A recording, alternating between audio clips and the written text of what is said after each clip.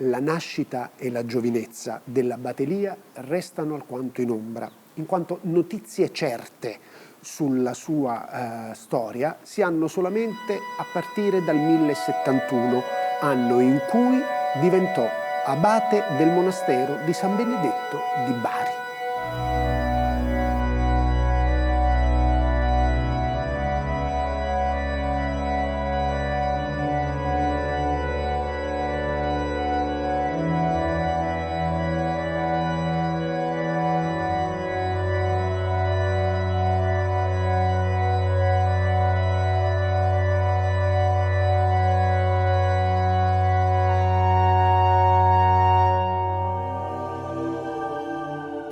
Nell'anno dell'incarnazione del Signore nostro Gesù Cristo, 1089, io Elia, per grazia di Dio, arcivescovo della Santa Sede Barese, dichiaro che mentre ero abate del cenobio di San Benedetto, sono state portate dai baresi in questa città le reliquie del Sacratissimo Corpo di Nicola, confessore di Cristo. Tutto il popolo barese unanimemente me le affidò, affinché vigilassi su di esse e le custodissi.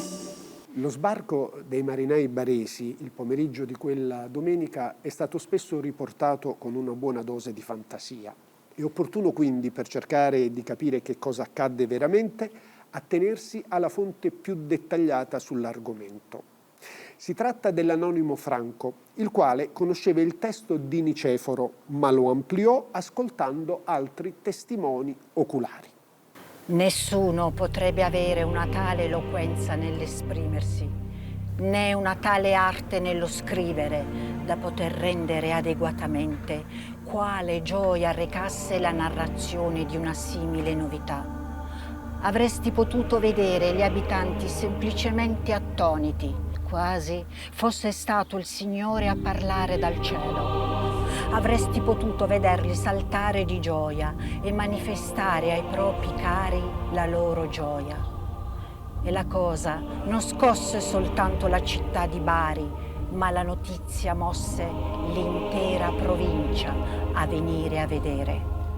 Uomini e donne, gente di ogni età, gioiva la novità, come se questa grande cosa fosse un fatto personale. E si sentivano elevare lodi da voci sconosciute, altre versavano lacrime di gioia che venivano interrotte dal pianto. Così, mentre l'anonimo Franco si sofferma sulla gioia con cui i baresi accolsero le reliquie, da Niceforo veniamo a conoscere il problema concreto che i marinai dovettero affrontare, vale a dire la loro promessa di costruire al santo una nuova chiesa. E quando già si pregustava l'accoglienza del corpo del santo, i marinai inviarono una delegazione ai cittadini, dicendo che a Mira avevano fatto un solenne voto. Se il beato Nicola avesse loro lasciato asportare il suo corpo, avrebbero edificato un tempio nella curia della signoria fuori della città, nel luogo dove il catapano, cioè il prefetto di tutta la regione, aveva il suo palazzo. Al sentire la promessa fatta dai marinai, il popolo reagì molto diversamente.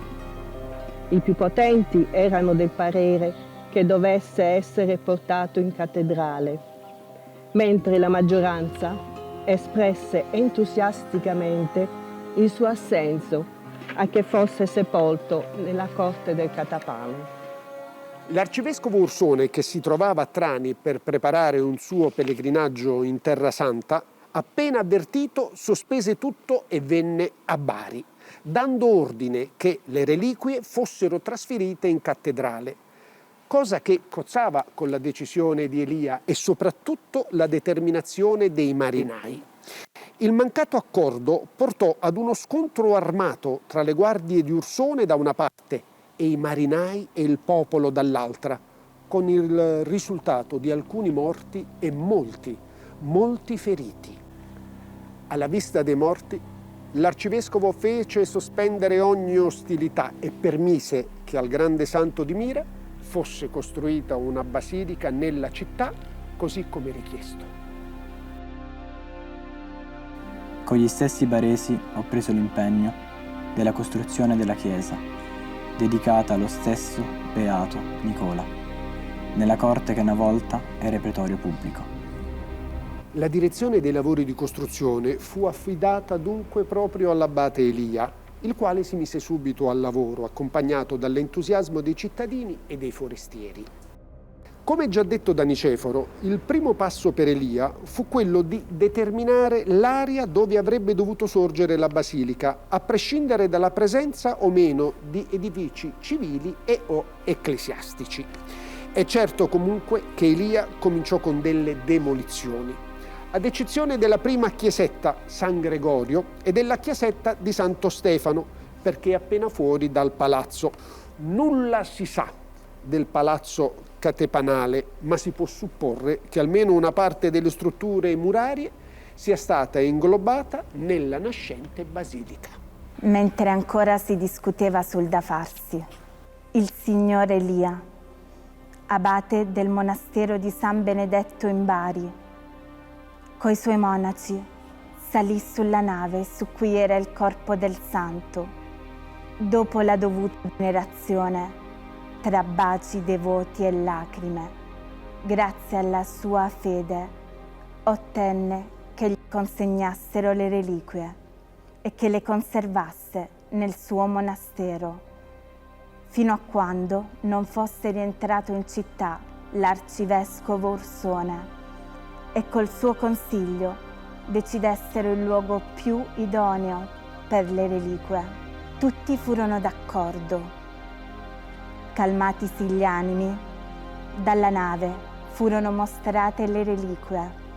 Mentre venivano innalzate dai marinai e dall'abate Elia, sia il clero che il popolo si genuflesse con gioia e riverenza. Le campane di tutte le chiese suonavano a distesa, ad onore e gloria del suo amico Nicola, che entrava nelle mura della romana dignità. Tra le sue prime iniziative vi fu quella di premiare i marinai, i quali, oltre ad aver portato a Bari le reliquie di San Nicola, erano tra i suoi grandi sostenitori. Stabilì quindi che essi e i loro eredi avessero dei privilegi speciali. La nostra fonte a riguardo è la famosa pergamena di uno dei componenti della spedizione, Leone Pilillo, che è sepolto a sinistra della facciata principale della basilica. Il neoeletto arcivescovo di Bari si preoccupò dunque di garantirsi l'appoggio dei marinai e del popolo tutto. Dopo alcuni giorni la chiesa di Sant'Eustrazio venne rasa al suolo, con altre sante chiese, e su di esse, dai baresi, venne costruita una splendidissima e magnifica chiesa in onore del Beatissimo Nicola. Poi cominciarono a pensare con sollecitudine a quale persona che fosse idonea e degna di fede potessero affidare un così grande tesoro e che poi sovrintendesse a tutti i servizi. Ma non riuscirono a trovare nessun altro in questa circostanza tanto più idoneo di quanto non lo fosse il predetto abate Elia.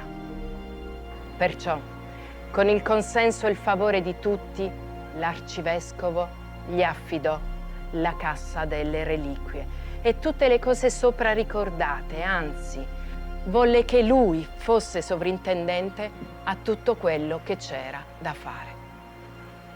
Indubbiamente la Basilica di San Nicola rappresenta una eccellenza dello stile romanico, ma al contempo non va sottaciuto che essa non fu costruita ex novo, ma si usarono dei muri che già erano in essere e che rappresentavano invece stili diversi come quello bizantino, normanno e persino arabo.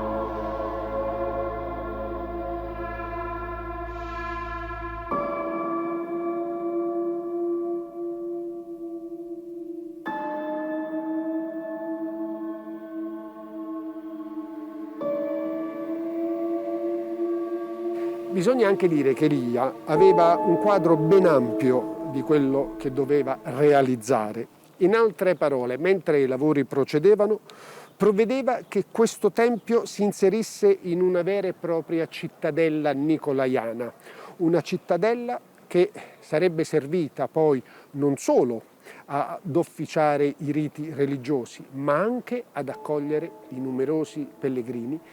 Non molto dopo, Boemondo, signore di questa città, e tutti i baresi inviarono ambasceria ad Urbano, apostolico della città di Roma, chiedendogli di venire a Bari, affinché trasferisse e riponesse nella cripta il corpo del Santissimo Nicola. Nella cripta, cioè, dove è noto che oggi si trova. Alla morte di Elia, avvenuta il 23 maggio del 1105, la città fu teatro di scontri violenti tra le varie fazioni. Questo pesò molto naturalmente e in tanti venne la nostalgia e il rimpianto di un uomo come l'abate Elia, che non solo aveva costruito la Basilica di San Nicola, ma che per 20 anni era anche riuscito a portare a Bari pace, prosperità ed abbondanza. Anche la scelta del sarcofago in cui le sue spoglie avrebbero riposato non è casuale.